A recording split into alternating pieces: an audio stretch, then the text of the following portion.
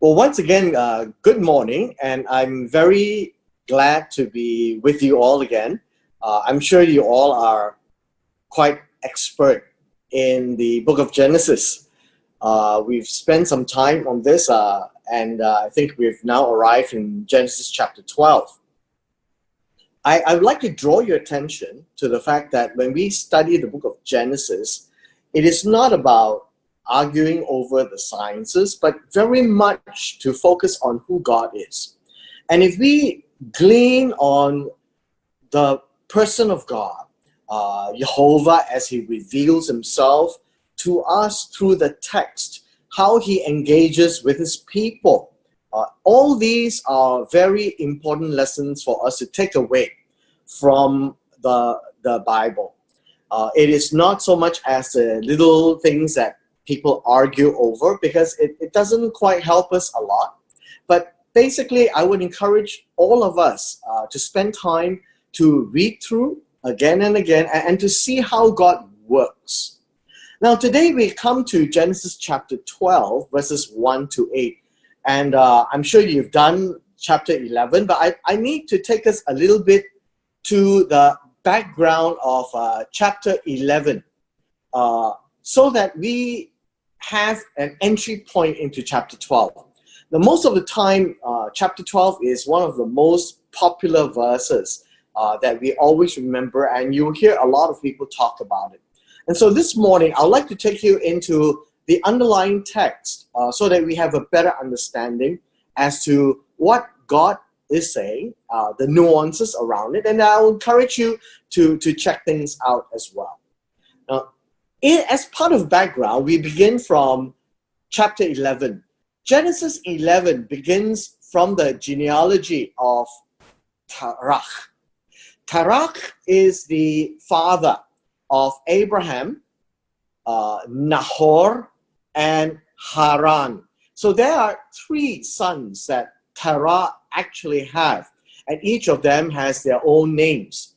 Now, one of the important things that you find in passages like this is that certain names are given so that we remember, because they come out again in the later parts, and some of these have a particular feature, and so we need to remember them.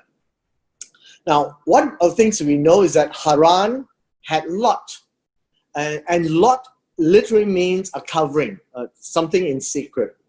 But the background tells us that Haran died before his father Terah, meaning he died before Terah died. That's as simple as we can get. In his native land, and the native land is Ur of the Chaldeans. That would be in present-day Iraq. It would be near the Gulf, right? At the tip of the southernmost tip of the Gulf, near the Iraq there. All right, that's the present day, and that's where Haran died. That's what we are told. Now, in verse 29, it gives us a background of the wives. So Abram, before he was called Abraham or Abram, as we would say, and Nahor took wives, and these are their women, their women. And one of the things that you find that in Hebrew, they don't have the word wife. It would be very similar to our old ancient Oriental way, where the wife would call the husband her man, and the husband would call the wife his woman. And these are the actual Hebrew words. So Abraham and Nahor took women. And the name of Avram's woman was Saray. And that's how it's pronounced, it's Saray. And you would think that it would be princess as a definition. But more so in the word Sarai would be one who turns the head. This is a very interesting expression. The reason why she is one who turns her head is because she is an extremely beautiful woman. And that was Abraham's wife. And then we are told that the name of Nahor's wife is Milcah. And Milcah comes from the word queen, and she was expressed as a name, because if you remember, when we go down through the book of Genesis, you find that Milcah is the grandmother of Rebecca, right? Of Rebecca, and that's why it was important to name her. She, Milcah, was the daughter of Haran, and the father of Milcah, and the father of Iscah. Iscah means one who watches, or one who is being seen, right? But more importantly, I'd like to draw attention to verse 30. But Saray was barren. She had no child. Literally speaking, you'd find that the expression is not that she has no children at that point in time. The expression is she cannot bear children. She cannot bear children. And that's the important thing for us to take note. It is not just a general commentary. It is to tell us about Abram. All right. Now, just a little side note, for those of you who are more studious, we read in Genesis chapter 20, verse 12, that Sarai was a sister, and she is a daughter of her father, but not of the same mother. And hence, we call her a half-sister. Now, based on the English text, you would think that Terah had a second wife, which we don't know. And that's quite unusual in those days, because we don't read of that. And so Sarai was a sister of that sort. But interestingly, as a side note as well, I would take your attention to what the Jews have a totally different understanding than us, because they read the Hebrew, and of course they have the Talmud, and that is from Megillah 14, and this is just for your own interest sake. All right, this is what the Talmud says. The Talmud says that Sarai is actually Iscah, and so Abraham married the daughter of Haran, and then took care of the son of Haran, Lot. And so this is to make sure that Haran is well taken care of, or at least the family is not broken up. Now, you may think that this is all kept in the family, but if you read the rest of the story in Genesis, the family of Isaac and Jacob actually found wives from the family of Nahor. That's where we read. And so it is really very much all in the family. But then I'll leave that to you to read and glean from the Talmud. That's a side note. Now, what I want to point out to you is this. This statement is very important when we end. This actually means that Abraham will have no children. And so he was willing to marry Sarai, and she has no children. And that would mean that there would be no posterity of Abraham unless he goes and marries another wife. So in this case, it is an unusual, a very, very unusual situation. We'll talk about this a little later. Now in verse 31, you need to also follow through. We're still at the background. Terah took his son and his grandson. In Hebrew terms, literally, son of his son. So his grandson, Lot, the son of Haran, and his daughter-in-law, that would be the bride, or the one who makes Abraham complete, Abraham's wife. And they went from right here, and went to a place called Haran, and that's where they went. Now, what makes it interesting is that they came to Haran and dwelt there. We would think that, well, that is a coincidence, right? They would come to a place where it's exactly the name of the son. What we may imagine would be that when they came to this place, they built themselves a town. Well, in present day, you would hear of university towns, right? university is built, and the town is built around the university. So everything begins from the university. Here, the family of Terach moved from and went to this place at the very north, towards the beginning of the Euphrates River. And he named the place Haran in memory of the son. That would be a more interesting expression. But more interestingly also, you should read, the days of Terah were 205 years, and Terah died in Haran. Now, most of the time, we really don't care how old they were, because we will just gloss over these words. Now, I leave them here so that you would have an understanding, because all these matter in our story in chapter 12. So let's begin looking at chapter 12. Just before we go on, Joshua 24 gives us a little background. We learn of Terah, the father of Abraham, the father of Nahor. They dwelt on the other side of the river, and that would be the Euphrates. In the old times, that was the time where they moved out. They served other gods, and that would be an interesting background. The entire family of Terach actually was like many people in those days. They had many gods, and one of those gods was Jehovah.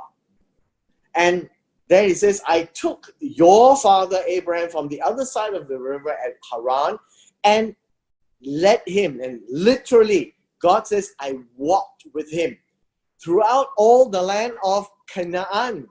That would mean that he will walk from north to south. And that would be what you would read in chapter 12. We won't be seeing the whole of chapter 12, but that was technically what he had done, from the north to the south, and multiplied descendants and gave him Isaac. That would be an important background. The second important background is this.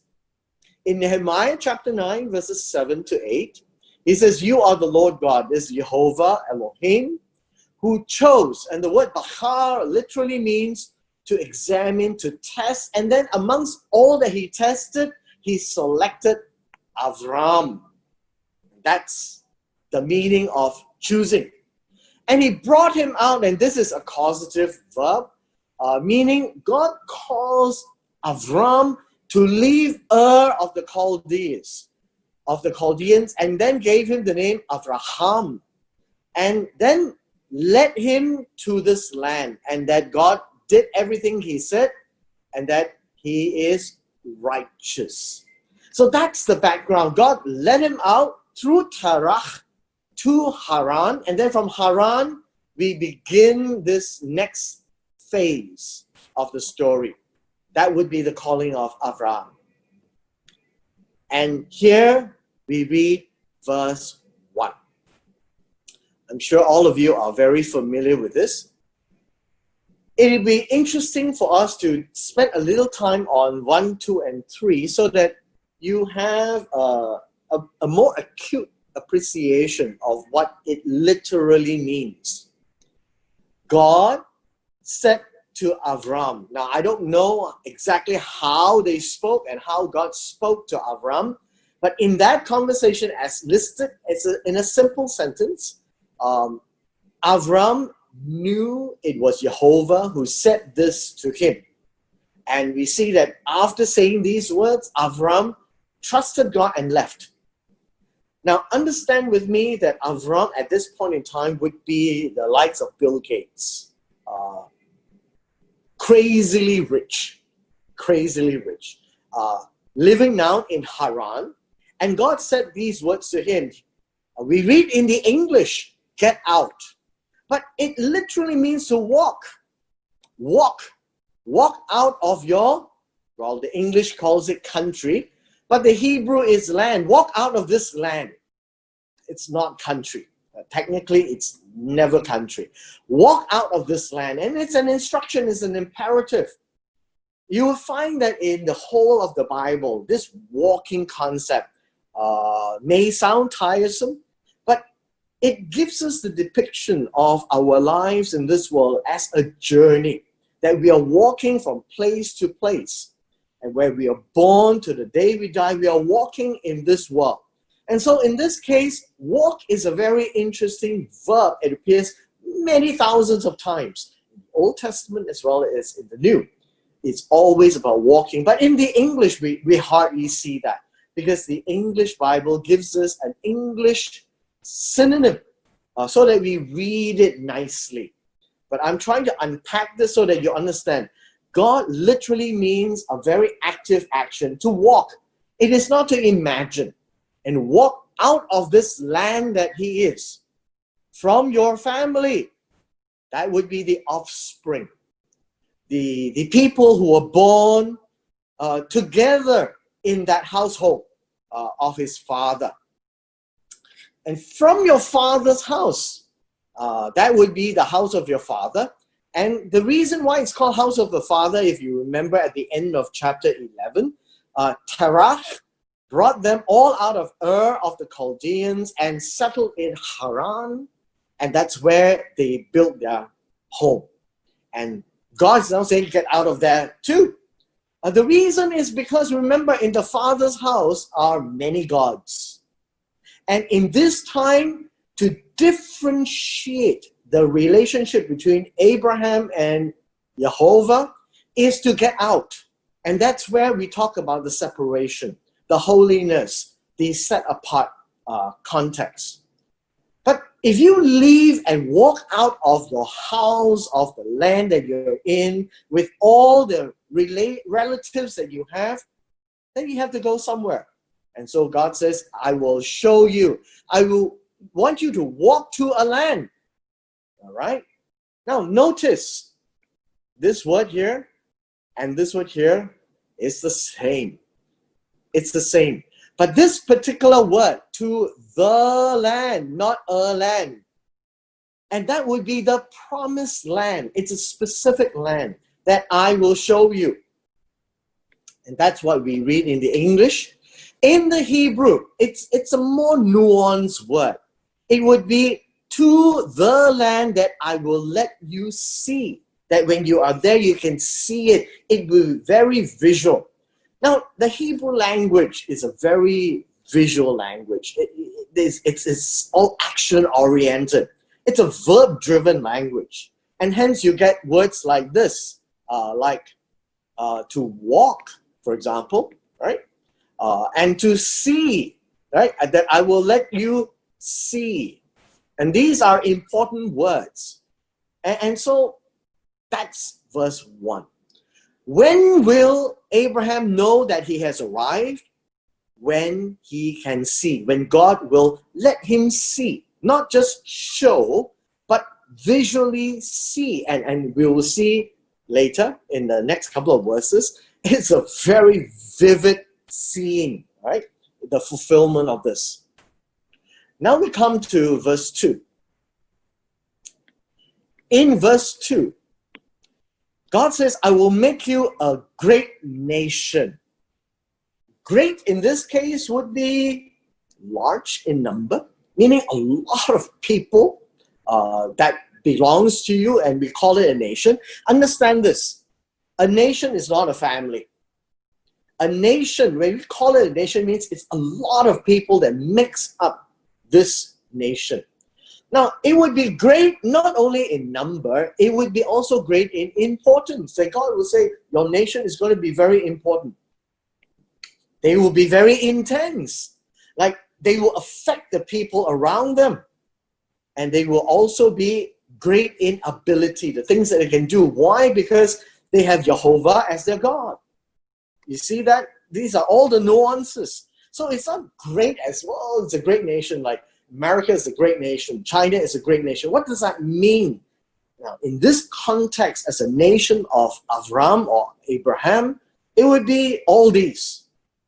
But when we read of the word nation, it's the word goy. If you are not aware, most of the time in the Bible, whenever we read of the word goy as nation, many people translate it as Gentiles. Now, I have mentioned this to you before. The word Gentile is an English invention. And I like this word, nation, people, right? They are going to be a great people. So that the people around them will see that they are very different indeed. Carrying on, God says, I will bless you. That would be pronouncing a blessing, good things onto Abraham. And he would say, I will make your name great. Now, let's take a look at this. Names are very important. In Hebrew, why would God just say, I want to make your name great? Is he going to get an Academy Award or some award, a worldwide award, or the nations around them will give him an award? That's not the case. The name of Abraham would be great, would be because of reputation. People will talk about Abraham. That's what names are for. About memorial, it will be immortalized in the name. His character would be well known, and we will talk about his character.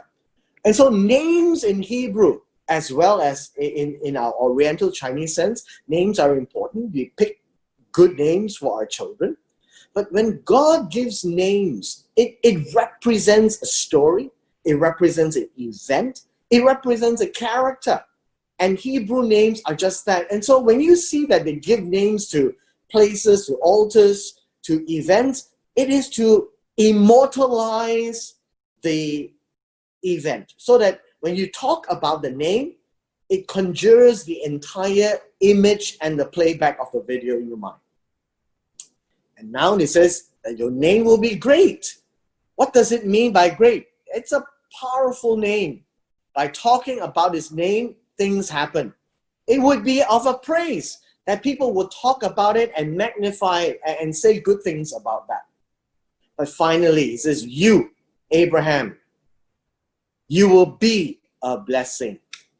Meaning, he will be a blessing, a good thing. When people talk about Abraham, people will remember that as a good thing to be pronounced. If you're associated to Abraham, it's a good thing.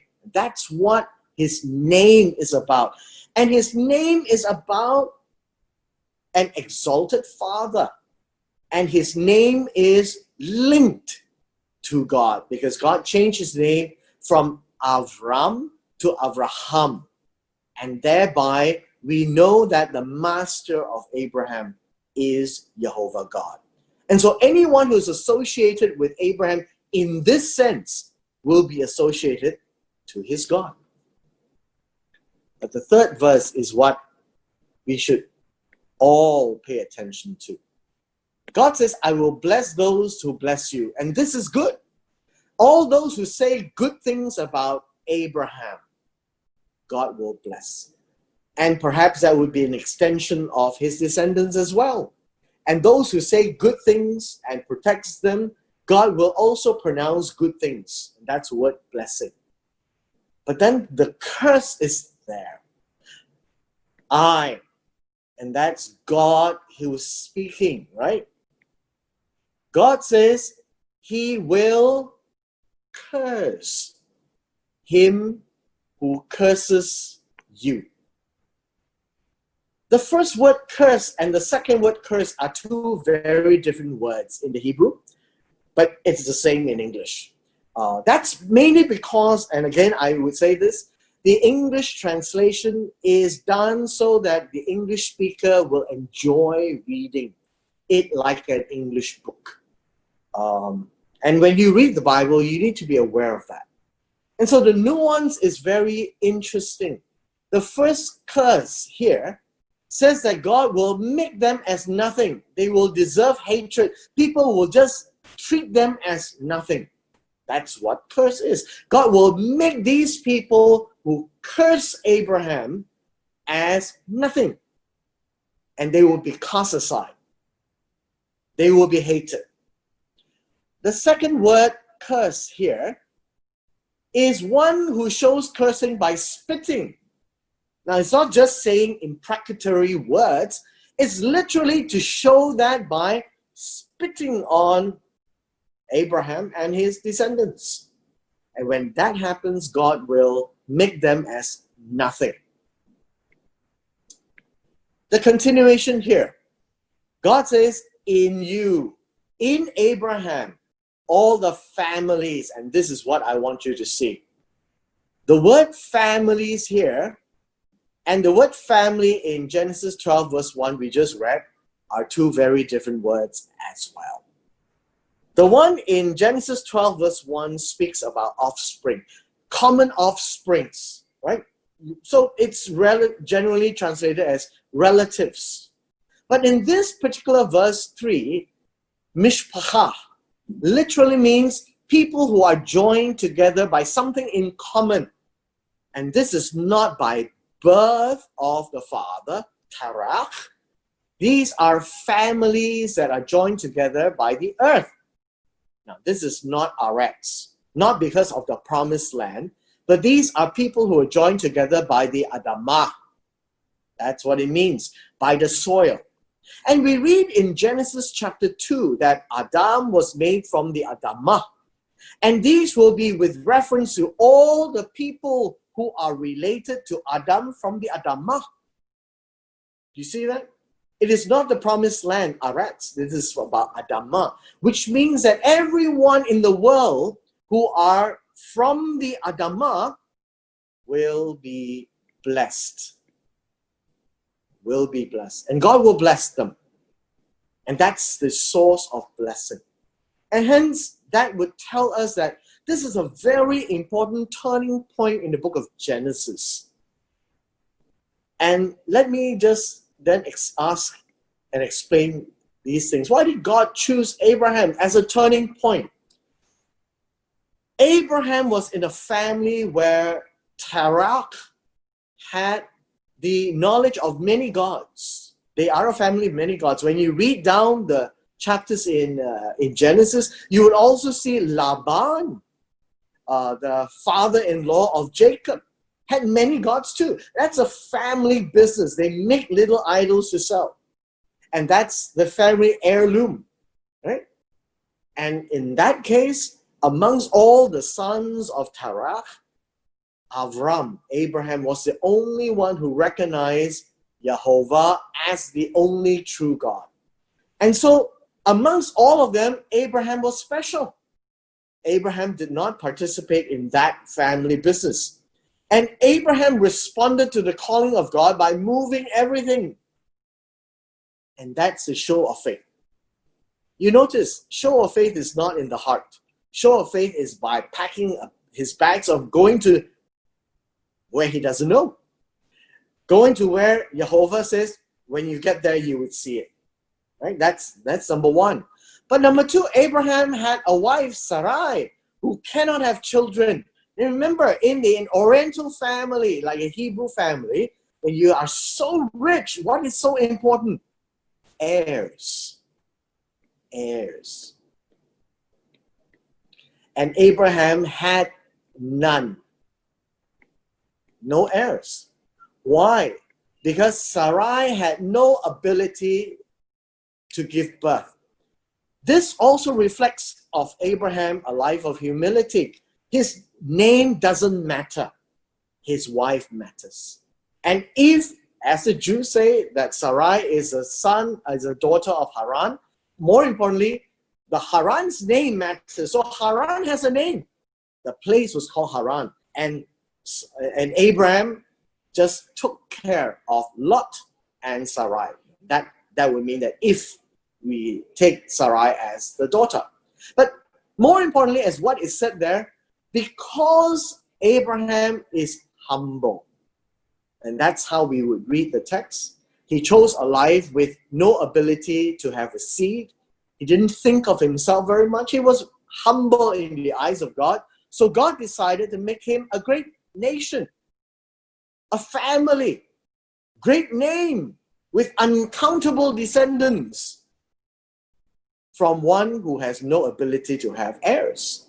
And hence, when you read down the chapters, in chapter 15, he was wandering. In chapter 16, they tried to help God. But then in chapters 17 and 18, they discovered that they can actually have a child. And that would be a miracle. And so that's how the background is. Abraham was willing to go through life with no heirs at all, rich as he was. In the next few verses, you would read a couple of things. So Abraham departed, and notice it's about walking. The whole context here about walking. They're walking all over the place. And so as God has spoken to him with Lot, he was 75 years when he exited from Haran. So when he exited from Haran, so let's look at this map here. First thing, Terah had Abraham, Nahor, and Haran when he was 70 years. Give and take 1 year each, right? Between 70 and 72, he had 3 children. Now, they moved from to Haran. And then we see Terah died at 200. But Abraham left when he was 75. So 75 plus 70 was 145. Terah died at the age of 205. So there was 60 years here. So if you use your calculators, you should be able to count that. Terach was still alive when Abram left him. And so that was literally what it means. God says, leave your father's house. Terah was still here. And he still lived 60 more years. But Abraham left and went down south. That's how we use some of these information. And that tells us that he literally left everything behind. And so Abraham took Saray and Lot and everything that they had gathered and all the people on Nephesh, all the beings, people who are still alive that he had acquired, the servants as well, and they departed to go. And notice the word go here is to walk to the land, Aretz, of Canaan. Canaan is the son of Ham, right? In Genesis chapter 9 and 10, you read that family. And Ham did something to the mother, and then Canaan was born, and this would be the name. And this is the place where they would go and live. This whole place is Canaan. And so they came to the land of Canaan. So that would be the story of verse 4. Literally speaking, you would find that Abraham believed God, trusted God, packed his bags, and he left. That is faith. To where? To a place where he doesn't know. He has to trust God that when he arrives, he will know. That is the kind of faith that he had. Think about it. When you are so rich, well, in today's terms, it's hard for a rich person to trust God, isn't it? Because when you think that you have gained everything by your own 2 hands, it's difficult. Now, Abraham, on the other hand, had all these wealth, very much like the Bill Gates of his time. But he took God at his word and he left. And that leaving sets him apart from Terach and from all the gods that they had there. He was being made holy. You can see that whole concept. He was being set apart and his faith shows. In verse 6, Abraham passed through. It's like crossing the river. He crossed through the land. This is what it means. He crossed through the land. And where did he cross through the land? From here. Notice? And he arrived at Shechem. Shechem is the shoulder blade. Very much this part, between the neck and the shoulder, it's the ridge. And so if you remember, and come the book of Joshua, when you ever get there, you read about Mount Ebal on one side, and another mountain on the other side, and Shechem is in the middle. And that's Shechem. And it's the valley ridge, right? And that's important for the future. And then he came to a place where, interestingly, there was the terebinth tree of Moreh. Now, we have a lot of English words here. The actual Hebrew word is Elon Moreh. It would be the great tree. Elon is a great tree. We don't know what tree, but this would be the tree. It is a big oak tree, maybe. A hard tree, big tree with shade. How big would this tree be? If this was a man, that would be the height of the man. And this would be a tree that would shelter a lot of people. Now, more importantly is not the big tree. It is this word here, Moreh. Moreh comes from the word Yara, which we get Torah. So Yara is to point a finger. And Torah would be the directions. So Torah doesn't mean law. Torah means directions. Moreh means the one who points the finger. And thereby we get the word teacher.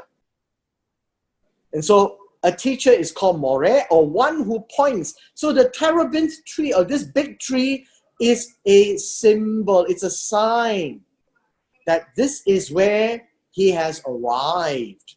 That's what it says, right? And at that point in time, the Canaanites were still in the land, obviously. He came to a land that did not belong to him. This would be the land that God will show. And this tree is the sign, it's a signpost, right? You have arrived, so to speak. How do we know that? Our next verse, verse 7. The Lord appeared. God showed himself. God showed himself. Notice in verse 1 of chapter 12. To a land, to the Haaretz, that I will show you, that I will let you see. And so God is showing himself, that he let Abraham see God.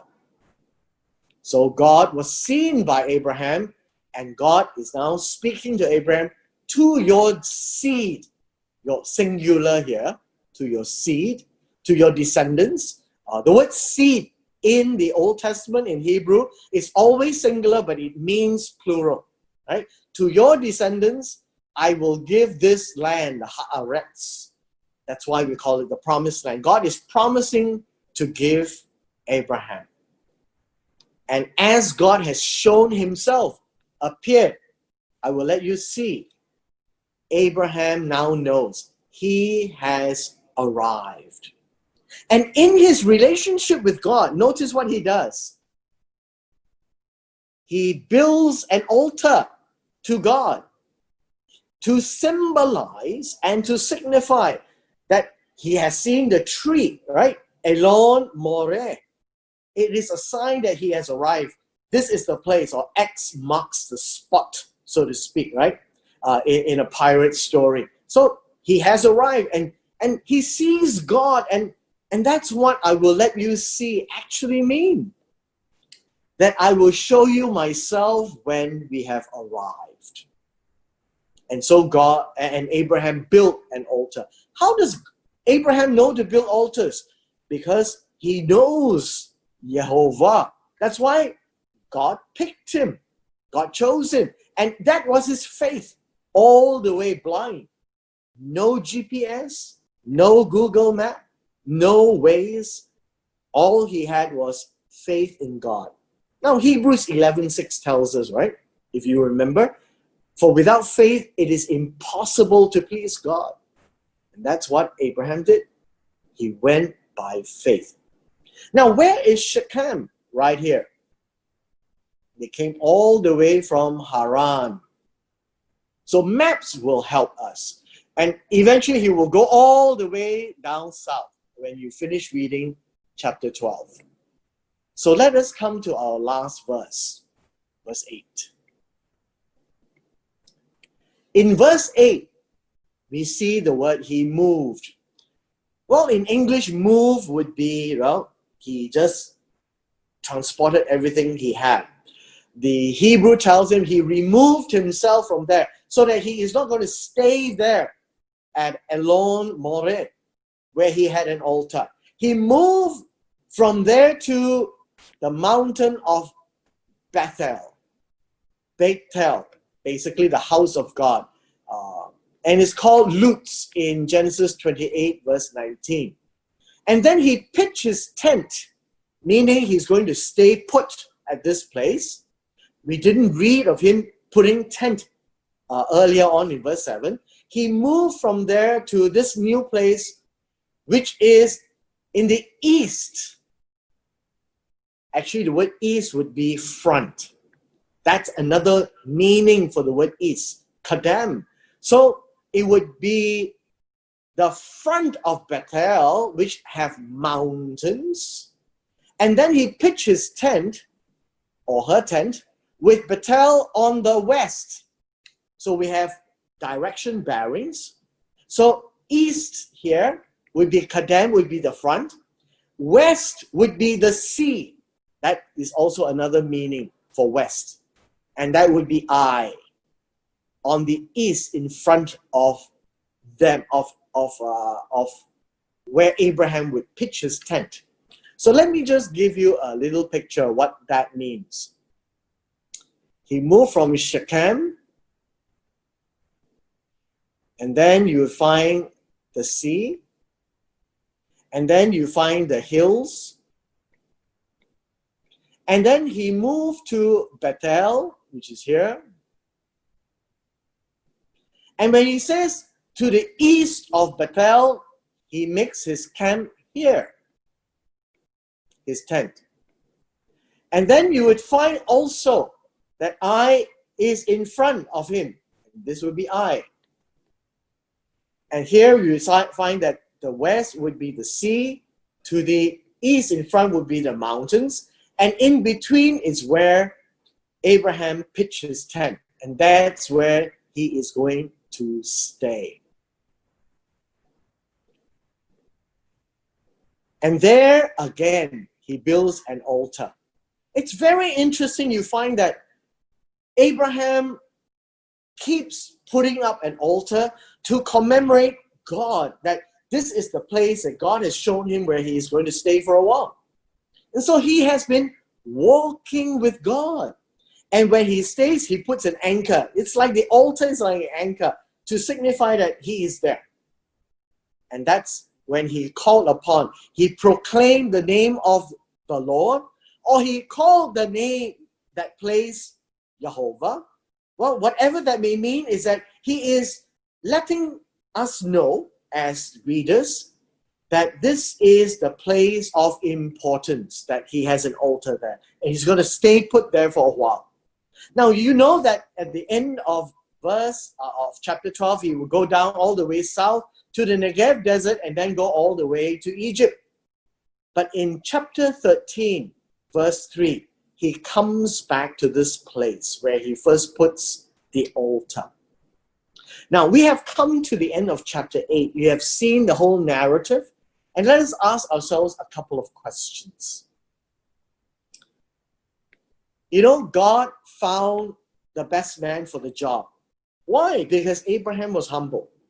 Abraham was the one who can trust God. Abraham was the only son of Terach who had many gods, and Abraham decided that God, or Jehovah, would be the only God that he would trust. In turn, God pronounced a series of blessings. And as I had pointed out to you, through him, the families related to the Adamah will be blessed. That would be the nuance, not the earth, right? Abraham trusted God in a very personal way. This would be a very different thing, all the more from Terach, from Nahor and all his family, because they treated their gods like little idols and they would make them and sell them. But God showed himself to Abraham in a very personal way, and Abraham knows God in a personal way. See, if you don't know God, you won't pull out your stakes of your tent and leave. And leave to don't know where. That would be an immense faith. But you can't have that faith unless you know God also in a real way. Not imagination, in a real way. And so this is how Abraham knew God and trusted God.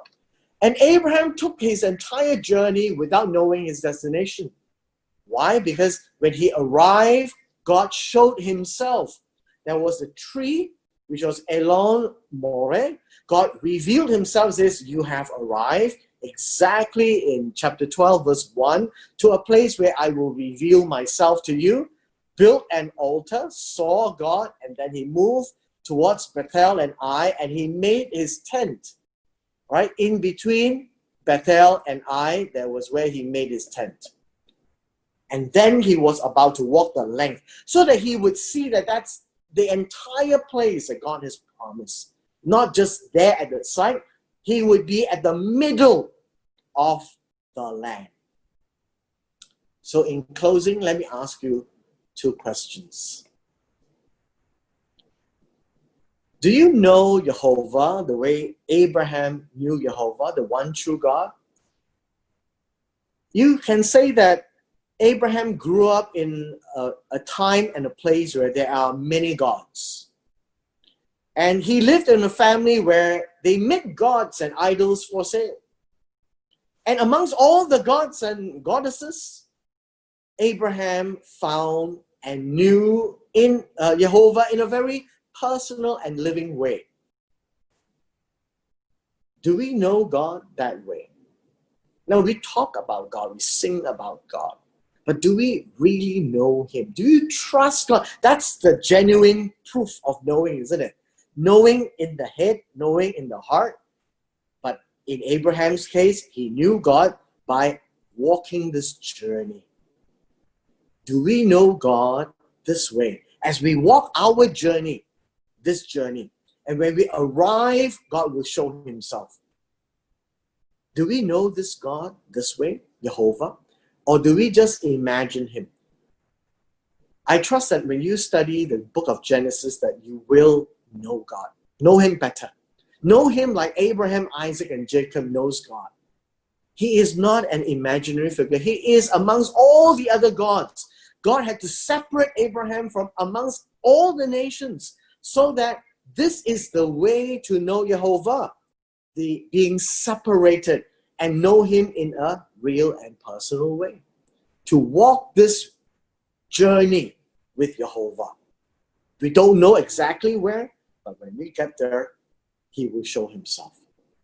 I trust that we should ask ourselves this. What more do we know of God? What more do we know of God? How personal is God to us? Repeating his name doesn't make us know him, but when we can trust God in our daily lives, trust God in our decisions, to do the things that reflect God, that would be the character of the name of Abraham. Know God.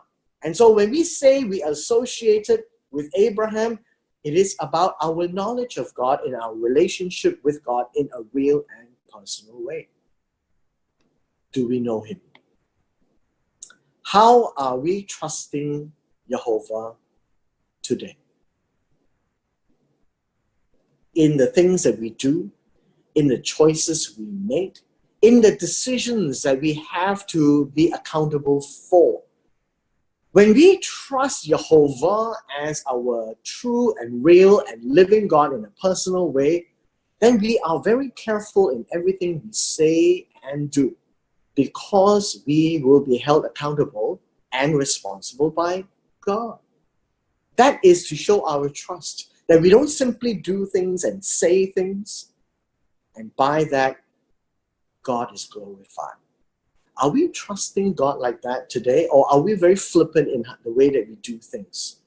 So, trust him, know him, pray to him, read his words, and we are now on the right track in Genesis. And as Abraham is showing us how he knows God, I hope that we too will glean from this and walk our journey in a very real and personal way. As we read his words, as we pray to him, as we make decisions, make it count.